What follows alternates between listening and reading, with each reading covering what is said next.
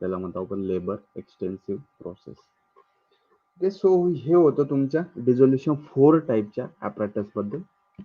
Next बघू आपण ते म्हणजे पॅडल ओव्हर डिस्क किंवा आपण त्याला असे म्हणतो टाईप 5 ॲपरेटस किंवा डिझोल्युशन टाईप 5 ॲपरेटस. आता तुम्ही याच्यामध्ये बघू शकता की पॅडल ओव्हर डिस्क, ते पॅडल पण आहे त्याच्यात आणि त्याच्यावरती डिस्क पण आहे. Okay, dosage form covered by the screen release side up. तर या ठिकाणी डोसेज फॉर्म जे काही आहे ते स्क्रीनने त्या ठिकाणी कव्हर केलेलं असतं. तर आधी आपण त्याचं डिझाईन बघू. It contains vessel and shaft. तर याच्यामध्ये व्हेसल आणि शाफ्टचं मिळून ते बनलेलं असेल. सेम ॲज ॲपरेटस टू सारखं सेम असेल. बट आता याच्यामध्ये ॲडिशन काय काय आहे ते आपण बघू. Stirring element rotating speed is 25 to 50 rpm, then sample holder disk assembly that holds a product in such a way that release surface in parallel with paddle. तर हे एक त्याच्यामध्ये मेकॅनिझम ऍड असणार आहे जे की टाईप 2 ॲपरेटस मध्ये नाहीये. जी काय डिस्क असेंब्ली असेल ती होल्ड करून ठेवते. कोणत्या वेने? तर तुझं जे काही तुमचा सॅम्पल असेल तो रिलीज होईल त्याच्या सरफेसला विथ पॅरल विथ पॅडल पॅडल पॅडल बरोबर पॅरलली तो रिलीज करेल. या टाईपचं त्याला सेटिंग करून ठेवतं. इथे तुम्ही खाली बघू शकता की त्या ठिकाणी जे काही डोसेस फॉर्म येते डोसेस फॉर्म एका स्क्रीनने त्या ठिकाणी कव्हर केलंय. हे आपण टाईप 2 ॲपरेटस मध्ये त्या ठिकाणी करत नाही, पण ह्या ॲपरेटस मध्ये आपण ते करतो. Okay, then paddle is directly attach over disk assembly. जे काय पॅडल आहे ते पॅडल डिस्क असेंब्लीला डायरेक्टली त्या ठिकाणी अटॅच केलेलं असतं. Then samples are drawn between surface of the medium and top of the paddle bottle blade.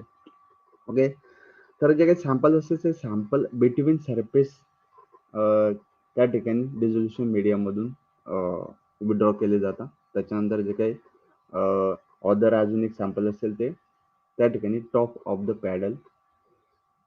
पॅडलच्या top पासून त्या ठिकाणी विड्रॉ केले जातात. अँड याच्यामध्ये पण सेम रिक्वायरमेंट असेल 900 ml डिझोल्युशन मीडियमची. देन टेम्परेचर आपल्याला याच्यामध्ये थोडंसं कमी मेंटेन करायचं जे की 32 डिग्री सेल्सिअस या ठिकाणी असणार आहे. Okay? तर हे ॲपरेटस मोस्टली यूज केले जातात ट्रान्सडर्मल फॉर्म्युलेशनसाठी. ओके, त्याच्यानंतर ऑइंटमेंटसाठी आणि इमल्शनसाठी मोस्टली त्याच्यासाठी हे यूज केले जातात. Then it having some advantages also. It is easy to handle. Okay, like the same type first and type 2 apparatus. Then sync condition are maintained in both type 2 type 1 as well as the type 5 apparatus. Then membrane effect is minimum. आता याच्यामध्ये membrane effect हा minimum असतो. आता कोणती membrane? Drug is place on the disk at the bottom. जे काही बॉटमला membrane place केलं असते त्याचं त्या ठिकाणी खूपच कमी इफेक्ट असतो, कारण की ते पूर्ण लाईक अ स्क्रीन असते, स्क्रीन सारखं त्या ठिकाणी असते. That's why. Then it having also some type of disadvantages are there. तर फर्स्ट आहे त्याच्यातलं disk assembly restrict the patch size. तर जे काही ट्रान्सडर्मल फॉर्म्युलेशन आहे त्याच्यामध्ये पॅच साईजला ते रेस्ट्रिक्ट करतं. तर आपल्याला पॅच मोस्टली छोटीच त्या ठिकाणी घ्यावी लागते. 17 मेश इज स्टँडर्ड. तर 17 मेश शिवाय आपण दुसरी मेश त्या ठिकाणी यूजच करू शकत नाही. ते पण एक त्या ठिकाणी डिसएडव्हान्टेज झालं. Then accommodates patches up to 90 mm. तर फक्त 90 mm च्या पॅचेस किंवा फक्त 90 mm पर्यंत पॅचेस आपण किंवा पॅच साईज आपण यूज करू शकतो. देन हे होतं तुमचं टाईप 5 ॲपरेटस, ज्याला की आपण म्हणतो पॅडल ओव्हर डिस्क ॲपरेटस. तर पॅडल आहे त्याच्यावरती डिस्क प्लेस केलेली आहे. That's why. देन 6 टाईपचा ॲपरेटस आहे as per USP type 6 apparatus, ज्याला आपण म्हणतो रोटेटिंग सिलेंडर ॲपरेटस. ओके, तर याच्यामध्ये काय असणार आहे की एक बास्केट असणार आहे आणि बास्केटमध्ये एक सिलेंडर प्लेस केला जाणार आहे आणि ते सिलेंडर मोस्टली बनलेलं असणार आहे स्टेनलेस स्टीलचं. ओके, तर याचं सॅम्पलिंग कसं केलं जातं? आता माउंटेड टू द कॅफ्रोफॅन. आता कॅफ्रोफॅन काय असतं की इनर पोरस सेल्युलोजिक मटेरियल असतं ते and entire system adhere to a cylinder. त्या सिलेंडरला त्या ठिकाणी प्लेस केलं जातं. Dosage unit is place in the cylinder and release from side out. तर जे काही तुमचं डोसेस फॉर्म असणार आहे, तो डोसेस फॉर्म हे जे काही तुमचं आतमध्ये सिलेंडर असणार आहे, त्या सिलेंडरमध्ये प्लेस केले जाणार आहे आणि ते त्याच्यामधून याला सिलेंडरला रोटेट केलं जाईल आणि ते टाइम टू टाइम त्या ठिकाणी रिलीज प्रोव्हाइड करणं, याने आपण सॅम्पलिंग हे जे काही तुमचं साईड जॅकेट आहे, या जॅकेट किंवा व्हेसल मधून त्या ठिकाणी आपला जो काही सॅम्पलिंग पॉईंट असणार आहे मिडलचा, त्या ठिकाणाहून आपण सॅम्पलिंग याची करत राहणार आहे. आणि याचा पण जो काही वॉटर बाथ असेल तो 32 डिग्री सेल्सिअसला प्लस मायनस 5 डिग्री सेल्सिअसचा डिफरन्सला आपण त्याला मेंटेन या ठिकाणी करायचे. देन याच्यामध्ये मोस्टली यूज केले जातात ट्रान्सडर्मल फॉर्म्युलेशन. जे काही ट्रान्सडर्मल फॉर्म्युलेशन असतील त्याचं जे काही डिझोल्युशन असेल ते डिझोल्युशन याच्यामध्ये मोस्टली यूज केले जाते किंवा चेक केले जाते. तर याचे काही ॲडव्हान्टेजेस आहेत, ते ॲडव्हान्टेजेस आपण बघू. Equipment apparatus first available with the manufacturers can be used with modification as apparatus 6. जे काही ॲपॅरेटस 1 आहे त्याला आपण मॉडिफाय करून ॲपॅरेटस 6 मध्ये कन्वर्ट करू शकतो. ते कसं ते तुम्हाला सांगतो. आता टाईप फर्स्ट ॲपॅरेटस आपलं कोणतं आहे? बास्केट ॲपॅरेटस, बरोबर. तर त्या बास्केट ॲपॅरेटस मध्ये आपण जे काही बास्केटचा शाफ्ट आहे तो शाफ्ट आपण चेंज करून त्या ठिकाणी सिलेंडरचा शाफ्ट प्लेस करू शकतो. बाकी सर्व असेंब्ली तुमची सेम असणार आहे, नो चेंज. ओके, फक्त हे जे काही सिलेंडर असेल ते सिलेंडर त्या ठिकाणी तुम्हाला चेंज करायचे, बास्केटच्या जागी सिलेंडर यूज करायचे. त्याच्यामुळे हे त्याचे एक ॲडव्हान्टेजेस झाले.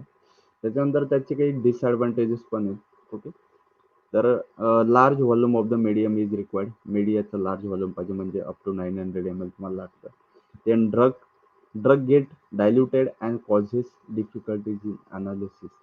तर याच्यामध्ये आता प्रॉब्लेम काय आहे की हे जे काही सिलेंडर असणार आहे त्याचा सरफेस एरिया पण जास्त आहे. ओके, सरफेस एरिया जास्त असल्या कारणाने ते सर्व बाजूने त्या ठिकाणी रिलीज प्रोव्हाइड करेल, म्हणजे इकडे पण रिलीज देईल, इकडे पण देईल. त्याच्यामुळे जे काही त्याचा मीडिया आहे तो मीडिया हा 900 ml असल्या कारणाने त्याचं डायल्युशन खूप मोठ्या प्रमाणात त्या ठिकाणी होऊन जाईल. ते डायल्युशन झाल्या कारणाने त्या ठिकाणी जे काही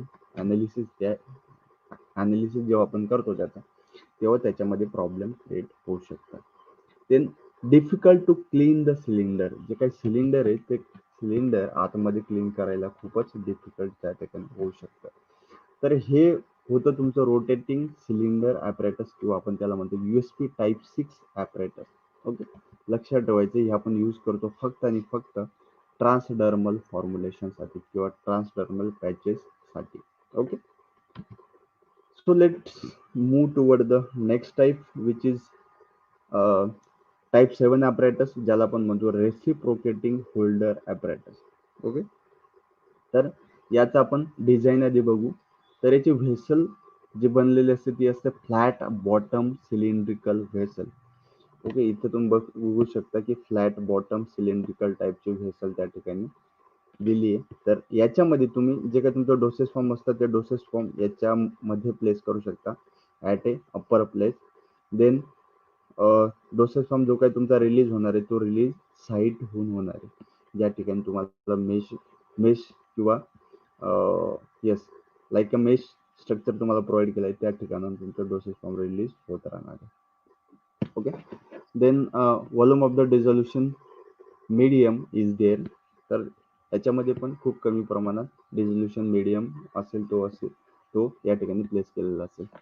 then the sample is placed on disk safe holders. तर ते सॅम्पल किंवा तुमचं डोसेस फॉर्म हे डिस्क सेफ जे काही होल्डर आहे या ठिकाणी तुमचं सॅम्पल प्लेस केलं जाणार आहे. Then agitation is like a reciprocation. तर रेसिप्रोकेशन सारखं जे काही अजिटेशन आहे ते अजिटेशन त्या ठिकाणी प्रोव्हाइड केले जाणार आहे. तर reciprocating frequency should be 30 cycle per minute. तर 30 सायकल पर मिनिट पर्यंत आपण रेसिप्रोकेशन त्याला प्रोव्हाइड करू शकतो. Then water bath should be maintain at 32 degree Celsius. 32 degree Celsius पर्यंत वॉटर बाथ आपल्याला मेंटेन त्या ठिकाणी करायचं आहे. Then here are the sample holders for dissolution testing of different doses form. त्या डिफरंट टाईपचे जे काही डोसेस फॉर्म आहेत त्याच्यामध्ये सॅम्पल होल्डर्स आपण चेंज करू शकतो ॲज पर रिक्वायरमेंट. जसे आपले रिक्वायरमेंट असेल त्या प्रकारे सॅम्पल होल्डर चेंज करू शकतो. तर इथं एक नंबरला बघू शकता तुम्ही ॲक्रिलिक रॉड दिलंय त्यांनी. हे आपण यूज करू शकतो मोस्टली जे काही तुमचे टाईप 3 पासून पुढचे ॲपरेटस आहेत त्याच्यामध्ये आपण मॉडिफिकेशन करून त्याला यूज करू शकतो.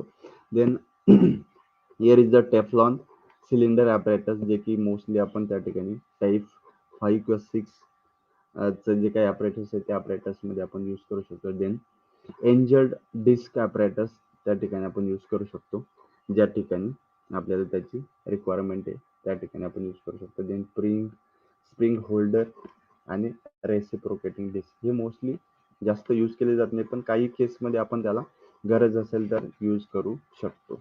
Okay, so these are the sample holders for dissolution testing of different dosage forms as per our requirement. Okay, then here are the uses of the uh, type 7 apparatus. तर type 7 मध्ये mostly dissolution check केलं जातं control release फॉर्म्युलेशनचं, त्याच्यानंतर non डिसइंटिग्रेशन आणि ट्रान्सडर्मल फॉर्म्युलेशनचं mostly त्या ठिकाणी जे काही आहे डिझोल्युशन ते चेक केलं जातं. Then here are the some advantages of type 7 apparatus.